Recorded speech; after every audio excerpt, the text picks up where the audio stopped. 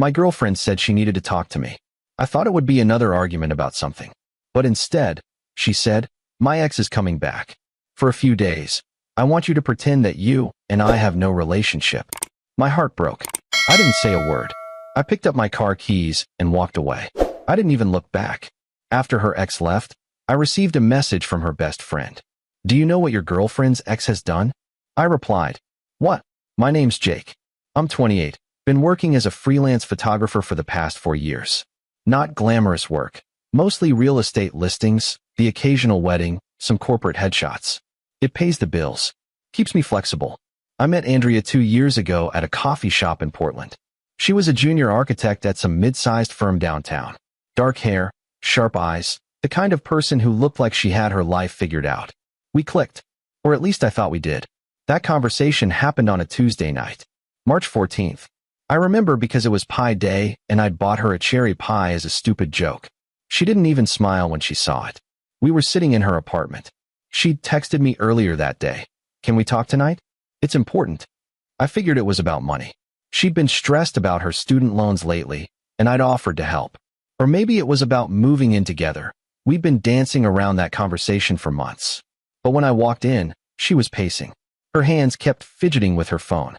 She didn't even look at the pie. What's going on? I asked. She stopped pacing, looked at me, and then she said it. My ex is coming back. For a few days.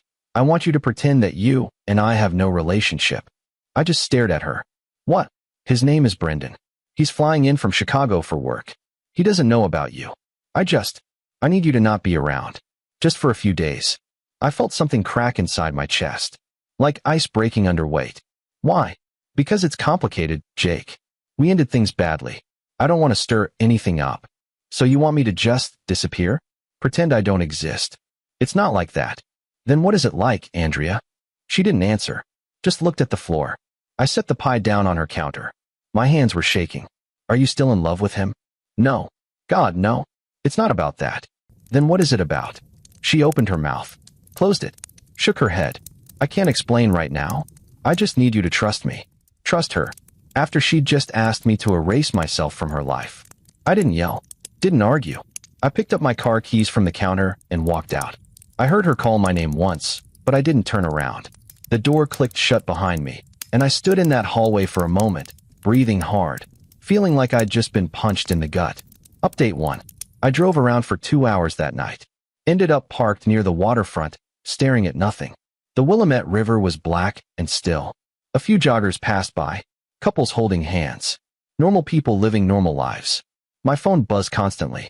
Andrea. I didn't read the messages. Didn't want to see her explanations or apologies or whatever she thought would make this okay. The next morning, I woke up on my couch still wearing yesterday's clothes. My neck hurt. My phone had 17 missed calls. 12 from Andrea. 5 from her best friend, Isabel. I called Isabel back around 9 a.m. Jake, thank God. Are you okay? I'm fine. Andrea told me what happened. She's losing her mind.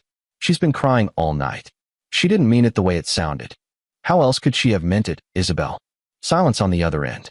Look, she said finally. I don't know what she was thinking, but she's scared. Brendan, he's not a good guy. Then why does she care what he thinks? It's complicated. Everyone kept saying that. Complicated. Like that explained anything. I have to go, I said. Jake, wait. I hung up. Blocked Andrea's number. I wasn't going to sit around waiting for an explanation that would just hurt worse. For 3 days, I buried myself in work. Shot 2 houses on Wednesday, a renovated bungalow in Selwood and a modern condo downtown. Edited photos until 3 a.m. both nights.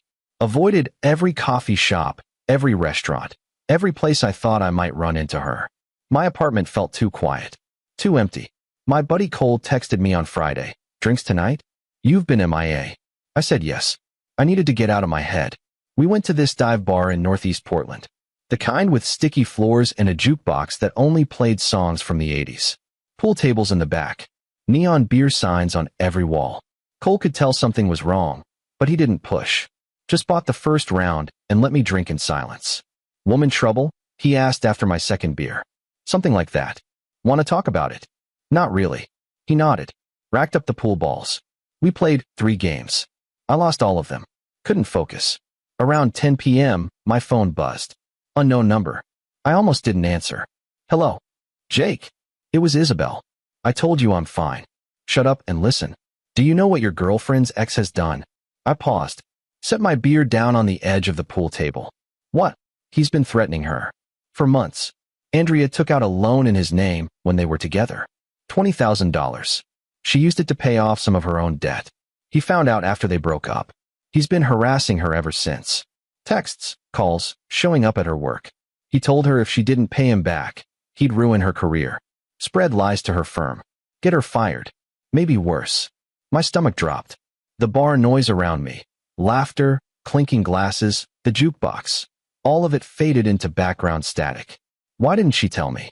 Because she's ashamed, Jake. And terrified. She thought if she could just get through his visit, play nice, convince him she was working on paying him back, he'd leave her alone. She didn't want you involved because she didn't want him to target you too. I sat there, gripping my phone, feeling like the ground had shifted beneath me. Where is she now? At her apartment. With him. I hung up, grabbed my jacket off the back of my chair. Cole looked at me. You good? I have to go. Need backup. No. I'll call you later. I was out the door before he could respond. Update 2. I drove to Andrea's place. It was almost 11 p.m. Her apartment was on the 3rd floor of an old brick building near Hawthorne, the kind with iron fire escapes and windows that rattled when trucks drove by. I parked across the street and sat there for a minute, engine running, trying to figure out what I was doing. My hands were shaking on the steering wheel. Then I saw him. Brendan. Had to be. Tall, probably 6'2", clean cut with that corporate haircut. Wearing a charcoal blazer over a white button-down, dark jeans, expensive shoes. He was standing outside her building, smoking a cigarette, talking on the phone, laughing at something, completely relaxed, like he owned the world. I turned off the engine, got out of my car.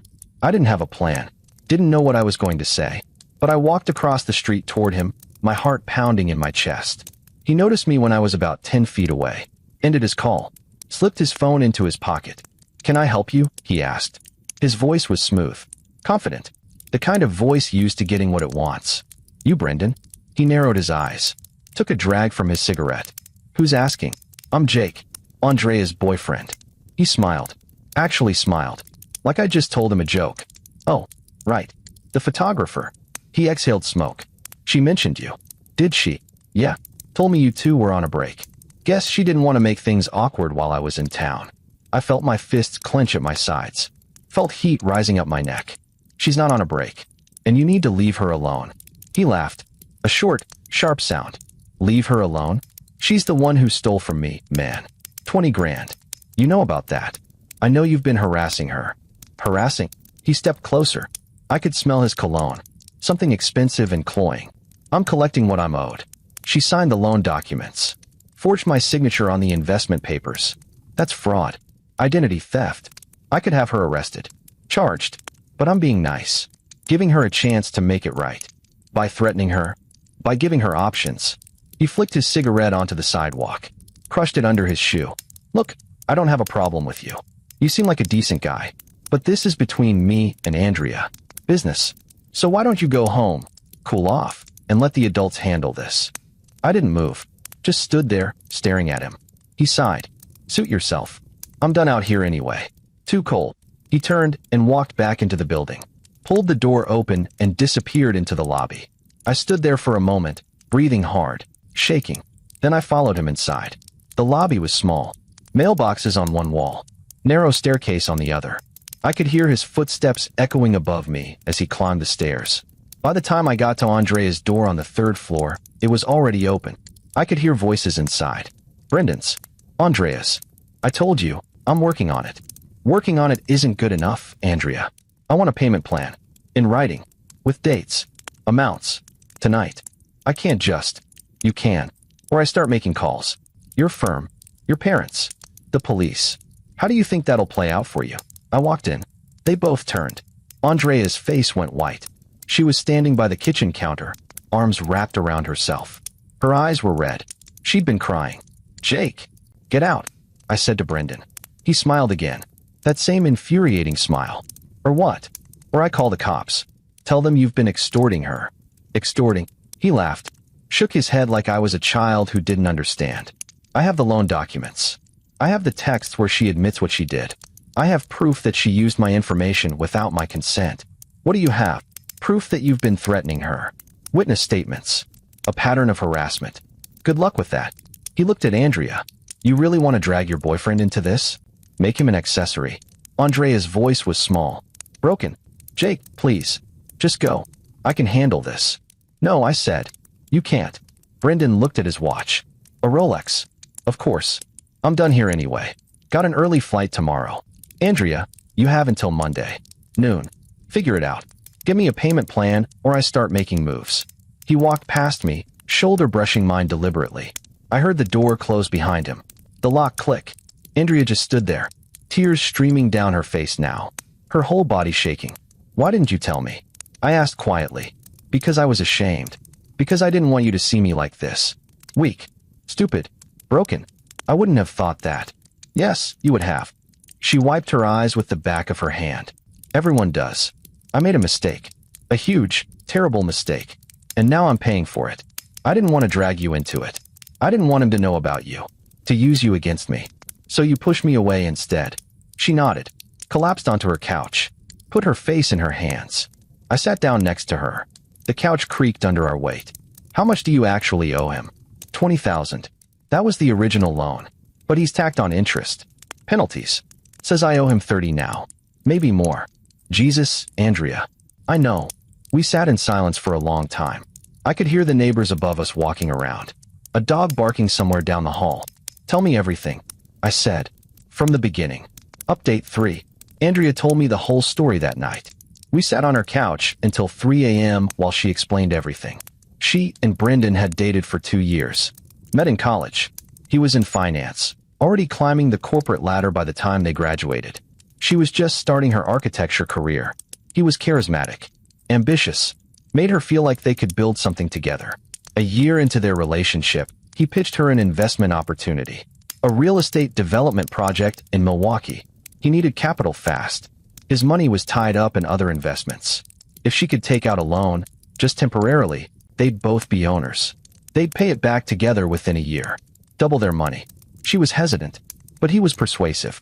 Showed her projections. Documents. Made it sound foolproof. She signed the loan papers. $20,000. Put it in a joint account they'd opened together. 3 months later, the investment fell through. Or so he said. The money was gone. He told her it was a bad break. These things happen. They'd figure it out. Then he broke up with her. Said he needed space. Needed to focus on his career. Moved to Chicago for a new job. Andrea was left with the debt. When she tried to contact him about it, he denied everything. Said the loan was her responsibility. Her signature. Her problem. She spent the next year drowning. Trying to make payments. Falling behind. Destroying her credit. Then 6 months ago, Brendan reached out. Said he'd heard she was struggling. Offered to help. But his help came with conditions. And threats. He had copies of everything. The loan documents. The investment papers. Text messages where she'd thanked him for the opportunity. He could make her look like a criminal if he wanted. Ruin her career. Her reputation. So she'd been paying him. Small amounts. Whatever she could afford. But it was never enough. Why didn't you go to the police? I asked. Because I was scared. He has lawyers. Money. Connections. And I signed those papers. I looked guilty. You're not guilty. He manipulated you. Try proving that. Over the next week, I did something I probably shouldn't have. I started digging into Brendan's life. I found his LinkedIn. Senior financial analyst at a mid-sized investment firm in Chicago. Lots of connections. Recommendations. A perfect corporate profile. I found his social media. Instagram full of vacation photos. Expensive restaurants. Golf courses. A lifestyle funded by what? I wondered. And then I found something interesting. A Reddit post. From 2 years ago. Written by someone with the username CheTownGirl88. Posted in a legal advice subreddit. The story was familiar. Too familiar. A woman asking if she could press charges against her ex-boyfriend for financial coercion. She described how he'd convinced her to take out loans in her name for a business investment. How he'd promised to pay them back together. How he'd disappeared after the investment failed. Left her with $30,000 in debt. The comments were sympathetic but not helpful. Most said it was a civil matter. Hard to prove coercion. She'd need documentation. Proof of promises. The post had been deleted. but I'd found it through Google Cache. I screenshot everything. Sent it to Isabel. Does this sound like anyone you know? She called me 20 minutes later. Oh my God, that's Andrea. I remember when this happened. She posted that after Brendan first contacted her. But he found the post somehow. Threatened her. She deleted it and never spoke about it again. So he's done this before. That's what it sounds like. I kept digging. Cross-referenced the timeline. Found public records. Court filings. 2 other women in Chicago had filed small claims suits against Brendan for loan fraud. Both cases were dismissed. Insufficient evidence. But the pattern was there. I sent everything to Isabel. Asked her to show Andrea. Andrea didn't want to see me at first when I tried reaching out. She was embarrassed. Ashamed that I knew everything. But I showed up at her office on a Thursday afternoon anyway. Waited outside on the sidewalk until she got off work at 5:30. Jake, what are you doing here? I know what really happened. With the loan. With Brendan. Her face crumbled. She looked around like she was afraid someone might hear us. Not here. We walked to a park 2 blocks away. Chapman Square. Found a bench under a tree. The evening was cool. People were walking dogs. Pushing strollers. I showed her everything I'd found. The Reddit post. The court filings. The other women. He manipulated you, I said. This isn't your fault. He's a predator. He's done this before. It is my fault. I signed the papers. I trusted him when I shouldn't have. Under duress. That's a legal defense, Andrea. Coercion. Fraud. She shook her head. Wiped her eyes. It doesn't matter. He has the documents. The signatures. I can't prove he coerced me.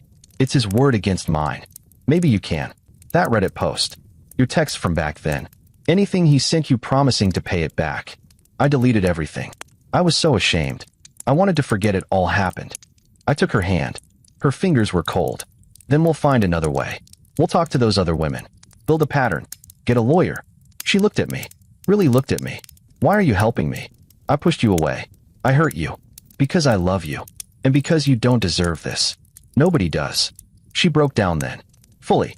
Crying into my shoulder while people walked past us in the park. Final update. It took 2 months, but we built a case. Isabel helped us track down old texts Andrea hadn't fully deleted. Ones backed up in her cloud that she'd forgotten about. Messages where Brendan had promised to handle the loan payments. Proof that he'd listed himself as the primary borrower on the investment documents. We also found 3 other women through online searches and public records. Women Brendan had done the same thing too. One in Chicago, one in Milwaukee, one in Denver. All of them had similar stories. Loans taken out in their names for investment opportunities. Promises broken. Threats made when they asked for their money back. One of them, a woman named Caitlin from Milwaukee, agreed to talk to us. She'd lost $15,000. Spent years paying off debt. Her credit was ruined. She'd been too scared to fight back. He told me he'd sue me for defamation if I said anything. She explained over a video call. Said he had lawyers who would destroy me. We contacted a lawyer. A woman named Grace Chun who specialized in financial abuse and coercion cases. She reviewed everything. The texts. The testimonies. The pattern across multiple victims. This is good, she said. This is very good. We can file a civil suit. Maybe even get the DA interested. In May, we filed the lawsuit. Brendan tried to settle immediately. Reached out through his own lawyer with an offer. He'd drop all claims against Andrea if she dropped the case. Pretend none of it ever happened. We said no. The case started making local news in June. Local women fight back against alleged loan fraud. One of the Portland stations picked it up. Then another. Caitlin went public with her story. Social media exploded. Brendan's company launched an internal investigation. By July, he'd been placed on administrative leave. In August, the bank that had issued Andrea's original loan reviewed the case. Found irregularities in how the loan had been processed. The investment documents with Brendan's forged information. They forgave Andrea's remaining debt. Wrote it off. Brendan tried to countersue for defamation. His lawyer filed a motion. It went nowhere. Too much evidence against him. By September, his company had fired him. Last I heard, he'd moved back to Indiana, working some entry-level analyst job. His LinkedIn was gone. His social media deleted. The civil case settled in October. Brendan agreed to pay restitution to all 3 women. Drop all claims. Sign a statement admitting to financial coercion. Andrea got her money back. So did Caitlin. So did the woman from Denver. It's been 6 months since that night I walked out of Andrea's apartment. 6 months since I thought everything was over. She and I are still together. We moved in together last month. Found a small 2-bedroom place in Selwood with good natural light. Perfect for my photography studio. Close to her work. She's seeing a therapist now. Twice a week. Working through the trauma, the shame, the fear. Some days are harder than others. Some days she wakes up anxious, convinced something bad is about to happen. But she's healing. Brendan sent her an email last week. Just one line. "You ruined my life." She showed it to me. We read it together. Then she deleted it. Blocked his email address. Didn't respond. He ruined his own life, she said. I still think about that night sometimes. The moment she asked me to disappear. How much it hurt. How betrayed I felt. How close I came to walking away forever.